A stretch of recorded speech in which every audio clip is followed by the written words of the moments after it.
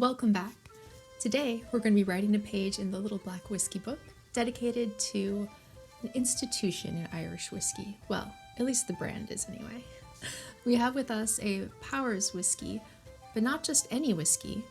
They're a rye whiskey. So, as a rye girl at heart, I was very intrigued when I saw an Irish brand with a rye whiskey. I was like, oh, some of my favorite things combined into one. This is amazing. I need this in my life. As you may be able to tell, there's a bit of a dent in the bottle. There's a hole or something, I've gotten into it a bit, I guess. So I figured I needed to sit down and film a video about this before the rest of it vaporized. So believe it or not, this was my first whiskey from Powers. I know they've been around forever. They've 200 years, right? Like more than 200 years of history in this brand. And it's kind of crazy. So when you think about it, this dude was running an inn and he was like, hey, maybe it'd just be easier if I made my own whiskey. So he started a little side hustle, a little still, making just enough for his innkeeping business, kind of keep that going. And then it got super popular. People were like, oh my God, I love it. This is so good. He expanded. So it's kind of cool when a passion project or a side hustle can turn into your full-time job and just grow into, like I said before, an absolute institution. They've been around for forever through some dark days. They did what they had to do in the 60s, right? Like a lot of people did, honestly, to get through and to survive. But they've made it. They've been around forever. What's crazy is they did have a rye, like back in like the 1800s. They didn't really generally produce a rye though until pretty recently. So I don't know what motivated them to be like, hey, let's make a rye. It sounds like fun. So this was aged in, ex-bourbon barrels, right? Like the American oak, tons of them on the market. Lots of things are aged in it. Gives a nice sweetness to it. So we'll have like the spice of the rye. We'll have the sweetness of the American oak. So I'm really looking forward, I've tried it, but I'm looking forward to trying it again or having some more and sharing it with you guys. Oh, also, super fun fact. I don't know if you've ever wondered about like those little airplane bottles, like the little minis, an ounce and a half or an ounce or so of different alcohols. Funny story, Powers was the first company to do that. So they had them as kind of like a little marketing sort of thing. Like you didn't have to buy a full bottle, you could just buy this little bottle. And they ended up being pretty popular. People liked having them, coachmen would keep it in their pocket. Ladies loved it because it was purse sized. I mean, who doesn't love a purse-sized whiskey? Like, come on. So it's also really neat. Like they had a cork, an actual normal cork because it was the 1800s, right? Like they didn't have the screw top bottles like we have now. So they actually had like a super mini little corkscrew with like a little circle on top. So you can put your finger in, you like twist it in, yank it out. Super cute. Anyway, we've come a long way. Now just about everyone has their own mini size bottle. But I'm happy to say we don't have a baby Power in the house today. We've got the full size. So let's dip in.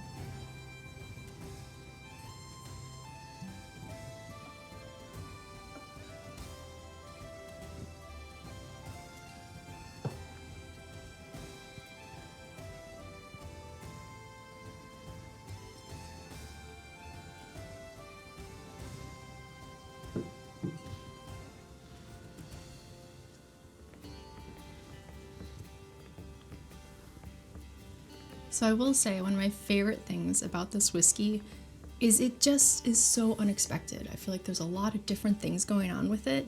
And if I ever want kind of like an adventure whiskey, I guess you'd say, I do find myself reaching for this. So it wouldn't have been a crisis if I finished the bottle. I'm probably going to get another one.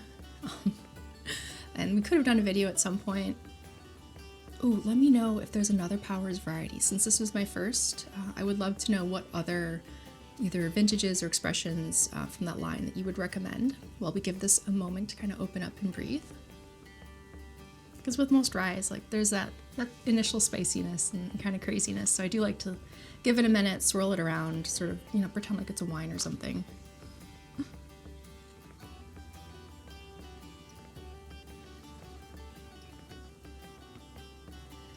And the color of it, we have like a deep honey going on.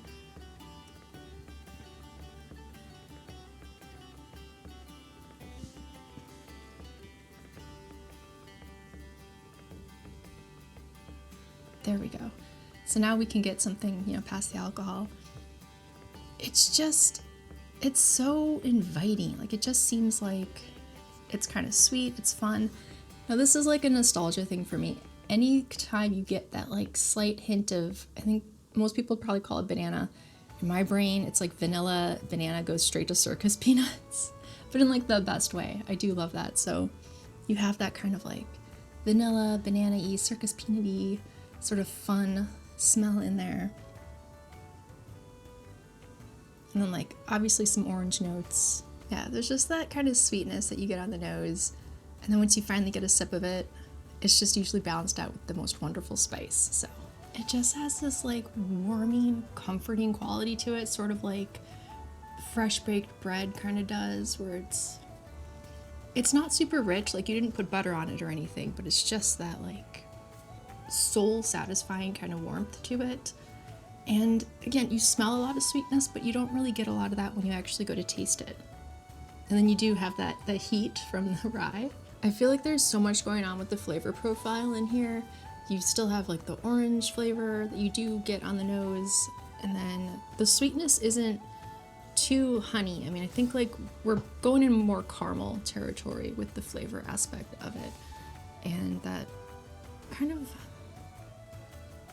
like the baking spices that are, I don't know if it quite gets to clove, but it's still that sort of the warming spices that you'll see in the fall, but there's still like a lightness to it from some fruitiness, but without it being too sweet. I don't know if that's making much sense, but that's kind of how it feels when you taste it. It's like there's so much going on, especially the very first time I had some of this, I was like a little floored. I'm like, there's so much here. It just took a little while to unpack it.